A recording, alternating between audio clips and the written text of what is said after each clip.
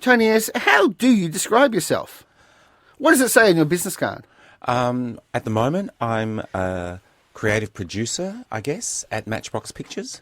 It depends on who I'm talking to. Sometimes I'm a director, sometimes I'm a producer, sometimes I'm an executive producer.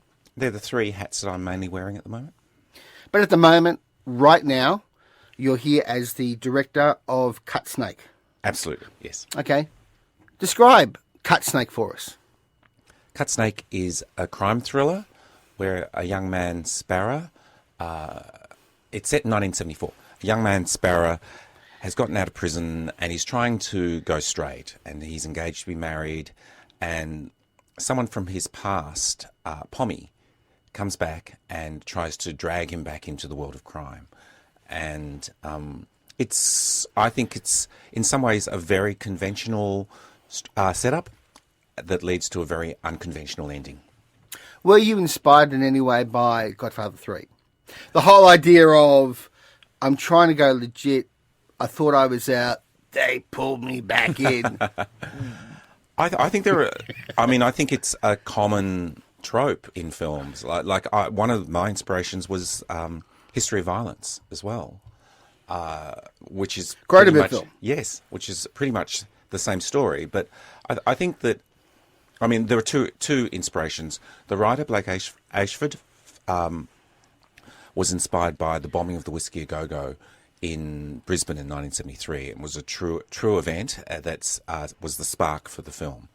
And for me personally, as a filmmaker, I guess I was inspired. I love thrillers and film noir, but I was also really interested in looking at the way that the role of the villain in the thriller, and the villain being a two-dimensional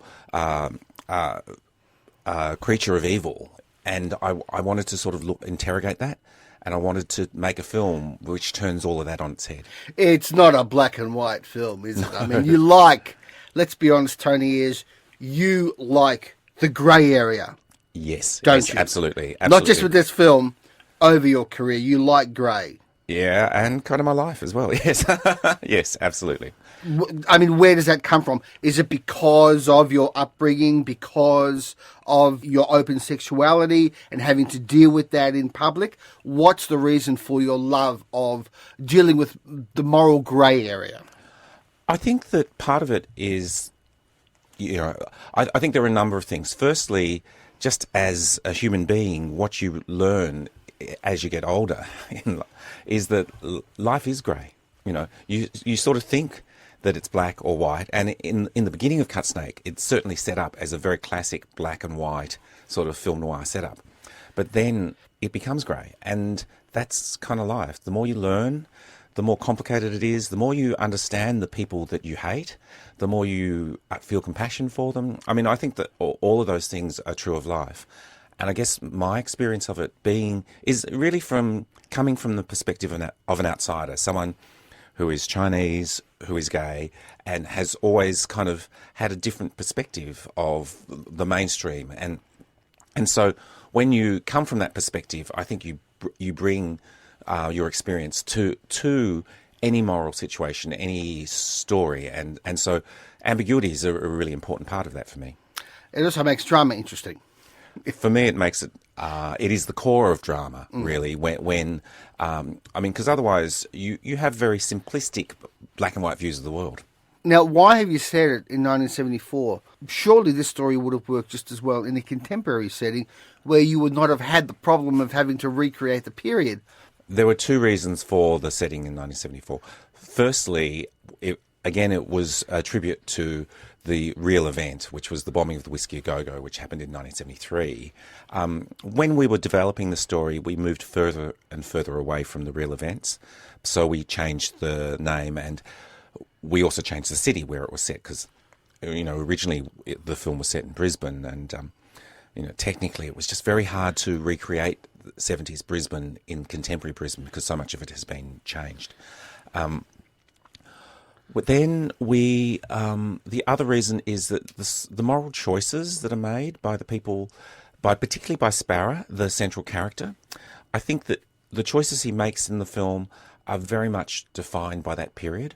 I think, he can only see one kind of life for himself, the life with his fiancée Paula, played by Jessica Gouw. That's the world that he sees. Whereas I think today we have lots of other perspectives on life, and I think that it makes more sense. Even though I do agree, I think that the issue is still an issue for now.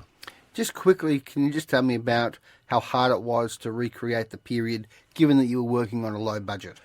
On an Australian budget? How much can you tell me how much it was to make this film? I actually don't quite know, because the producers would never tell me. It wasn't a lot. And I worked with a really amazing production designer, Jo Ford, and she put every resource we had on screen. So the shots don't go any wider than you see because there's nothing on either side of the set. And she was very inventive. And one of the things that we talked about was that actually in real life, you don't have everything from the 70s. So there are different periods in every frame. And I think that makes it feel much more comfortable and real. Without wanting to go off on a technical digression, one of the great things about the way the film looks is, when recreating a period, is depth of image, so that you've actually got things in the background happening, and that adds authenticity to it. So just quick kudos for that. I had a fantastic cinematographer, Simon Chapman, who worked with Jo to really make every frame feel cinematic and yet also be narrative, because I think the cinematic and the narrative go hand in hand. You've got so much other stuff going on. Why did you make this little crime thriller? For me, it's a real privilege to be able to direct a film. It doesn't happen very often. I've made 3 films now, and every time I get a chance to do it, I jump at it. The thing I love about cinema is the singularity of purpose and the focus of intention. I mean, all of those things are really great for a director to be able to do. But most of the time, my day job is producing television, and I love that as well. I think it's a really interesting time, because I think that it's a very porous border now between the televisual and the cinematic. I think that there are such amazing directors who are wanting to do television, amazing actors who want to do television. And I think that's really exciting. And I think the long-form storytelling, which television has become, is a really exciting medium. But at the same time, the focused storytelling of cinema is also wonderful. Just quickly, I want to just lock in something about the realities of locking down a film. Yes. Because I imagine that you can rewatch this movie and just think, if only I could recut that, if only I could re-edit that scene. Yes. In my dream world, you would go back and you'd re-edit some of the fight scenes. Yes, yes. Because in whatever world, whatever universe you live in, you cannot disarm a man with a gun with a garden hose. Yes. Can you just tell us a little bit about the realities of a film being locked off, and that you cannot go back and change something? Listen, it has to happen. At some point it has to happen. And I think that's why the American system is so generous, because films don't quite lock off. Films can be recut, but within our budget scales, I think that you just have to accept that. And absolutely, you see something, 2 weeks later, and you think, oh damn, that doesn't feel real. Or it's very hard to reach the perfection that you're aiming for. You always go for it, but it's very hard to reach it. And sometimes you sort of think, I wish I could change that, or I wish I could do this. Here comes the hard-hitting question. Oh, Tony Ayres. Yes. Are you using your position to run an agenda that is pro-Asian and pro-gay? Yes, absolutely. So tell us a bit about that. Yeah. Okay. I think that it's up to people like me, if we have any position of influence, to try to diversify the representations that we have on our screens, be it via diversity of sexuality, diversity of ethnicity. I think that it's actually beholden of me to represent that case, because I have grown up as an Asian Australian in a world where the screens are predominantly white, and I think it has an influence on you, because we, particularly TV drama, it is about aspiration. It's designed to make you want to buy products. So it's about, creating role models, creating characters that we connect and relate to. And when you connect and relate to people who you actually don't recognize in the mirror, I think that has an effect on you psychologically. And I think that it's very easy to grow up feeling a feeling of being embedded as a second-class citizen. And that I've struggled with that personally in my life. So I think that, therefore, any opportunity I have to make not the experience of other Asian Australians, I'll jump at. It's also just reflecting the reality. Absolutely. You know what's really interesting? I think that the most diverse shows on our screens are the talent shows. Like The Voice and You Think You Can Dance. All of those shows where exclusion is not exercised, because it's all based on merit. And I think then you get an incredibly diverse world. I think that it's when we... and I honestly do not think that any of the networks are against diversity. I know for a fact that everyone wants to have that conversation. They just don't always know how to have that conversation. And it's up to people like me to show them. And I think the key to it is to put diversity in the background and to not make it the story.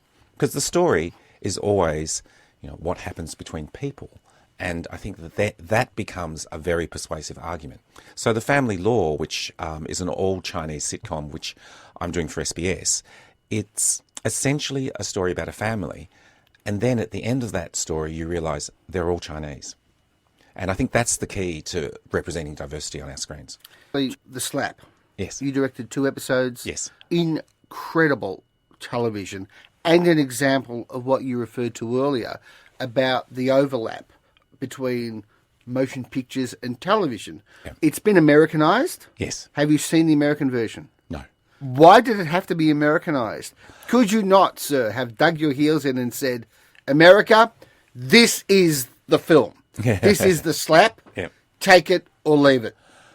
Basically, it did actually screen on cable in America, so it had, the Australian version had its own small life, and it was very well received, but particularly within the industry. I think the American culture really it's very hermetically sealed as a culture, and so I think it's changing. I do think it is slowly changing, but pretty much Americans like to hear things in their own accent. It surely is very flattering for the Americans to say, we like your show so much, we want to do our version of your show. Absolutely, absolutely. I don't think any creator in Australia would knock back the offer of an American format. No, maybe some would, but very few I know.